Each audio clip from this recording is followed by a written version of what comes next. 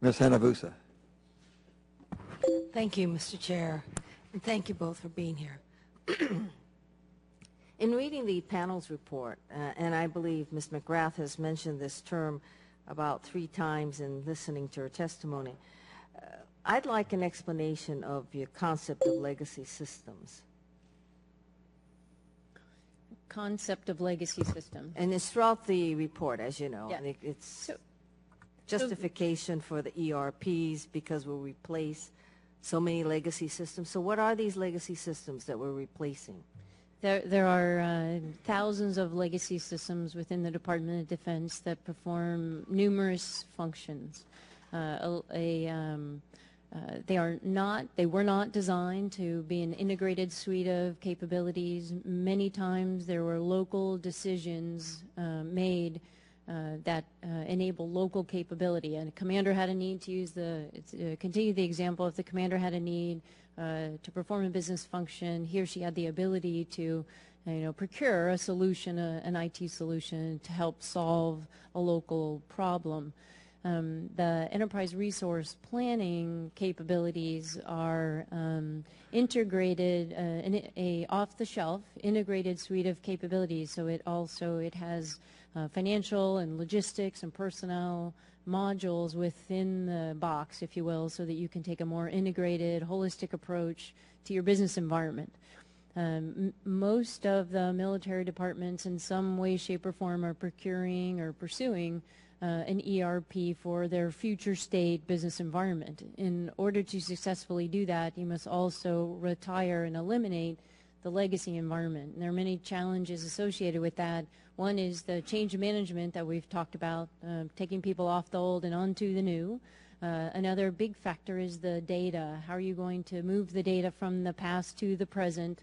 And what's the best strategy to do that? Because also with the legacy environment, it allows you great flexibility to define the data as you needed to define it very locally.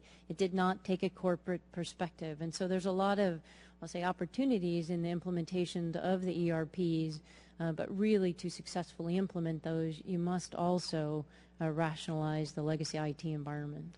And am I correct in saying that the legacy systems are probably one of your greatest barriers in terms of doing the audits? Yes. Now, like for example, Mr. Hale talked about the DEAM system within the Air Force, and there is a statement in here, and I don't know if you agree with it or not, but this is from the panel's report, that they believe that the DEAM system will support $335 million in annual savings after it's been fully deployed by providing real-time visibility into costs and allowing timely reallocation of dollars.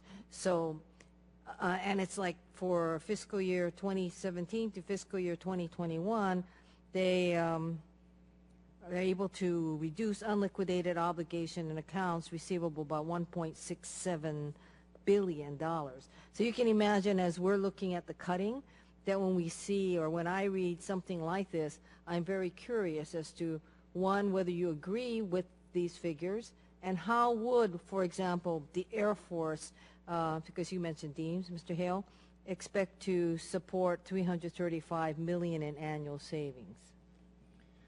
Well, it would be realized in their operation and maintenance budgets when it occurs. I think we'll see some savings.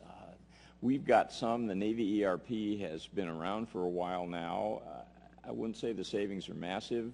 When you talk to people, they are more excited about the better information and more timely information than they can get than they are about the number of people that they have been able to eliminate, which is one of the ways you save money. But I'm willing to believe we'll see some savings, but it's not the only reason we need these systems.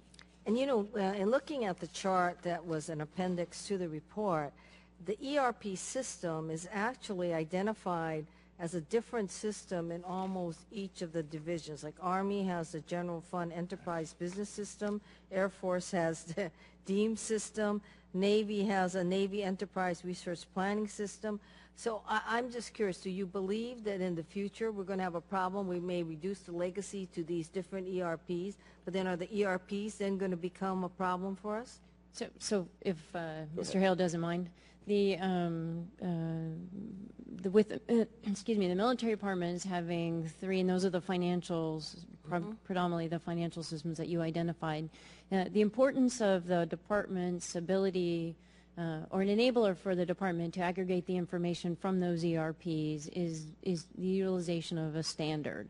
The standard financial information structure is a standard that has been defined and is being implemented within each of those ERPs. So at the end of the day, we can aggregate the data from those different systems using the standards that have been defined. If we did not have those same standards embedded in each of those solutions, then we would not be able to aggregate the data. So they would be speaking the same language for a layman. Exactly. Thank you very much. Thank you, Mr. Chair.